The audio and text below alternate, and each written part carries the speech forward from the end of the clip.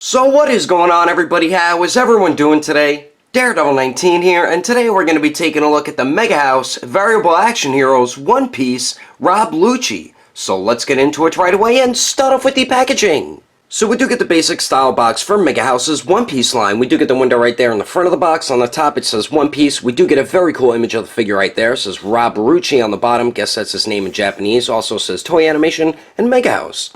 And then the bottom of it is the blah stuff that nobody cares about. We do get a very cool image of the figure there. And then here is the top of the box. And then here is the one side of it. And then here's the other side. And then the back of the box shows a few poses you can get the figure into, along with some of the accessories. But anyway, that is the packaging. Let's get this figure open and take a closer look at Rob Lucci. Alrighty, taking a closer detailed look at Lucci here, and Megahouse did a great job with this figure. I do have a few paint issues, which we'll get into, but overall, the detail looks great on this figure. The face looks just like Lucci, like they took him out of the anime. Very clean paintwork on it, and I love the sculpt as well. The eyes look great, the eyebrows. We get some lines right above his eyes, the nose and mouth look good, and then we do get the weird-looking goatee with the ball at the end of it. One thing Oda, the creator of One Piece, does is some really weird, awkward character designs, but it is pretty funny. The sculpt of the hair looks great, and I love how they did the hair. It's actually in 3 parts. So the top part of the hair is connected to the interchangeable faces. And then we do get the 2 front pieces, which is connected, and then that's connected onto the neck joint there. And then we do get the back lower part of the hair, which is on a ball joint. So I really like how they did the hair, and it actually blends in really well when you have everything together. I mean, the hair really looks great on the figure. Very nice sculpt work on it as well, and I love how it's articulated on the back. As you see, it blends in very nice there.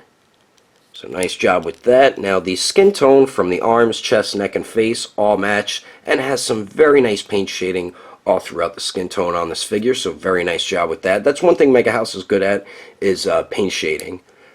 Now for the torso here, I really love the way the suit looks, and it's kind of similar to Sanji's, but it looks similar, but it's not the same. I really dig the suit here. They did a very nice job with it. We do get a medal right there. I have no idea what it is or how he got it. I bet we'll find out soon when he officially comes back into the story of One Piece. And I love the sculpted wrinkles right around the midsection, how the button's like pulling on the cloth there. Very nice job with that. Same around this button as well. And we do get some nice blue paint shading all throughout his white suit, and it blends in very nice with the white. And I do like how the buttons are sculpted and they're painted nice and clean as well. And there is the back of the figure. Very nice sculpted wrinkles all throughout it. And then the lower part of the suit is just like Sanji's. It's in 3 pieces. 1, 2, and then the back part. And it's like that because we get interchangeable hands that are cut off like at his knuckles, so you can have him with his hands in his pockets just like the Sanji figure, so I do like stuff like that. I love the sculpted wrinkles on the arms. Very nice job there, especially on the back. That looks really good. One issue though I do have is on the forearm where the sleeve ends. They had to paint it because I guess from the forearm down it's all skin tone colored. But I'm looking at the paint here, and right here at the top you could still see the skin tone all throughout it. It's like, what the hell is that? That is sloppy paintwork, especially with the price of these figures. That is something that should not be happening on a $70, $75 figure. Like, come on, man. So that is an issue I do have with the figure. Another issue is around the arms, the shoulders, he has the same design as Sanji, but with Lucci, this piece here and then this piece is like an off-white compared to the rest of the suit. It just doesn't really blend in that well. And like paint's all coming off of it, fresh out of the packaging. I have 4 marks of paint off there, and then under the arm, a bunch of paints off it, and then even on the other arm as well. A bunch of paints off it as well. So the paint's pretty weak on these pieces here. That's something I don't like. Now for the legs, here's another issue I have. The left leg joint is loose. Come on, Megahouse, you gotta stop with those loose joints. I mean, it was really bad when they first started, but they started getting better.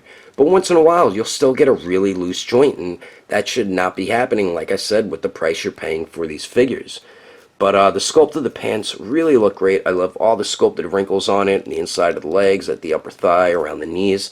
And I do love the crease right in the front in the middle of the pants. I think that looks pretty cool, and we get some very nice blue paint shading all throughout the pants as well. And I love how the knee joints blend in nicely with the pants. And then we do get some very nice sculpt work at the how the pants look all bunched up at the bottom.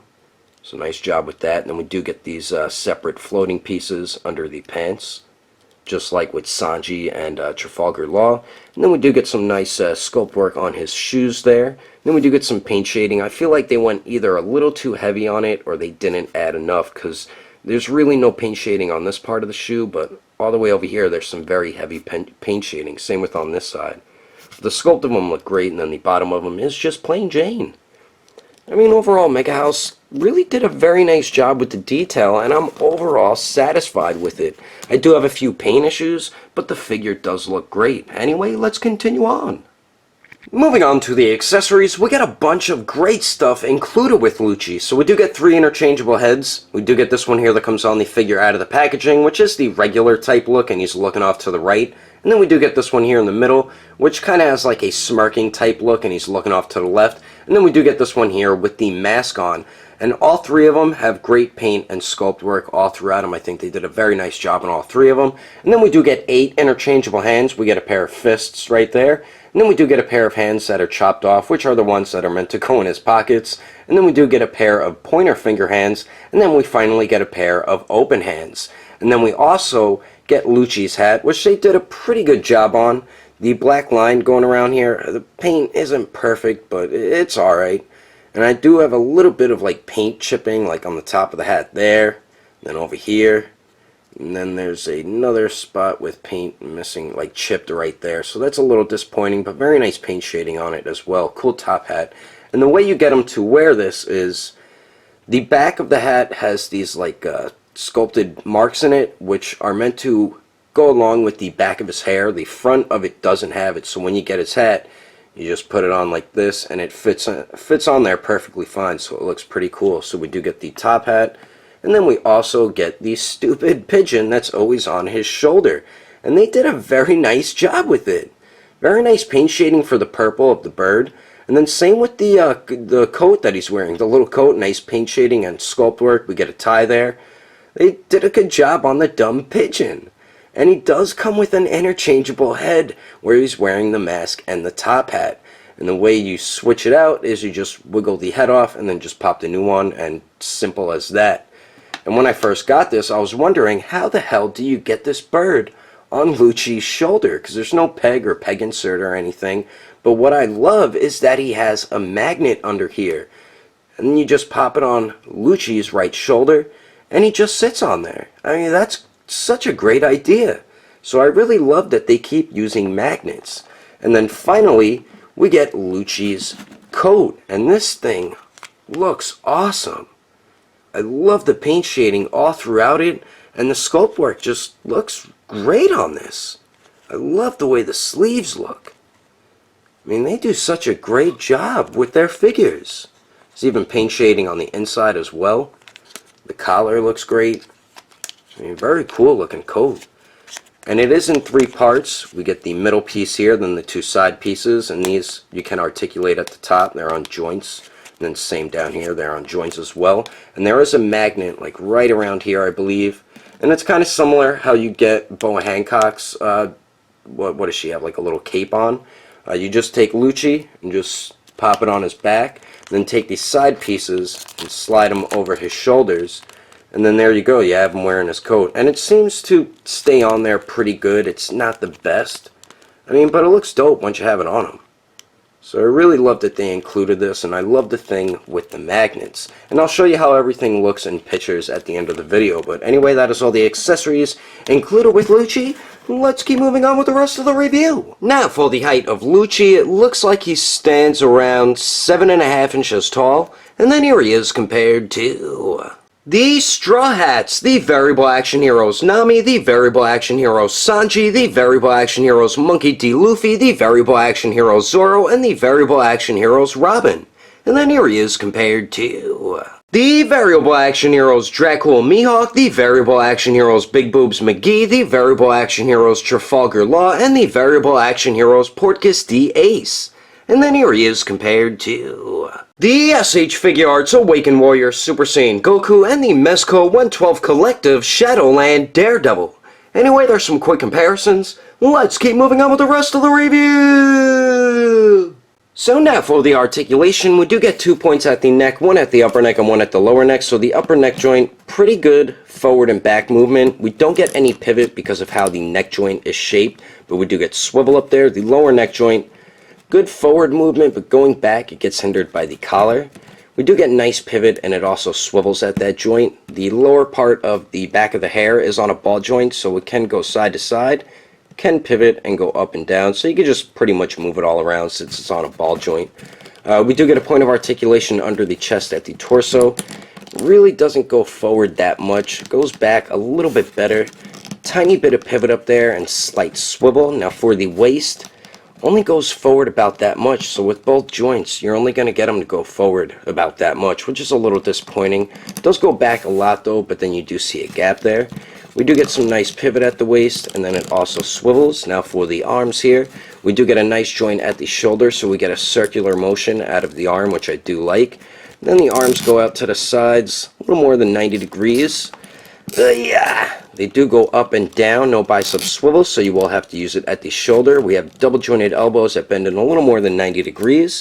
And then we do have a ball hinge at the wrist, so it does swivel and hinges back and forth. Now for the legs, they actually shift down a tiny bit, which I never really noticed on these figures, but I kind of thought it was there, but never noticed it until Lucci. So you can shift them down a little, and Lucci kicks forward a little more than 90 degrees, and goes to the back almost 90 degrees, and then kicks out to the side about 90 degrees, and then we do get swivel up there. We have double jointed knees that bend back all the way, so that's good. Now for the ankles here, we do get swivel. They hinge up a real good amount and then hinge down really good, and then we do get very nice pivot and then some toe articulation. So overall, I think we get some really great articulation with this Lucci, but we do get some hindered movement with going forward on the torso and the waist, but other than that, you're going to get some nice poses with this figure.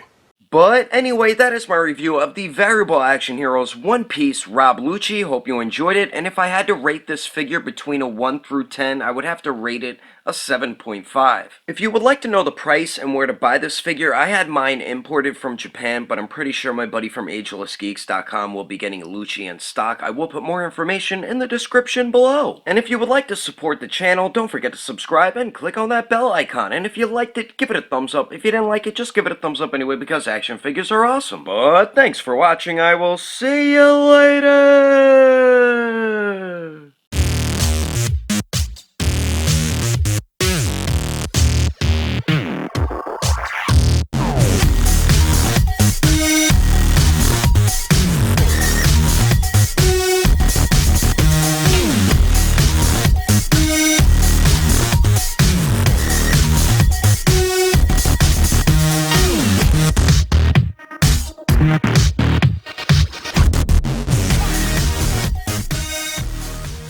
We do get the window right there on the front of the box. On the top it says One Piece. We do get a right there. It says Rob Lucci on the bottom. I guess that's his name in Japanese. We get the papuchba.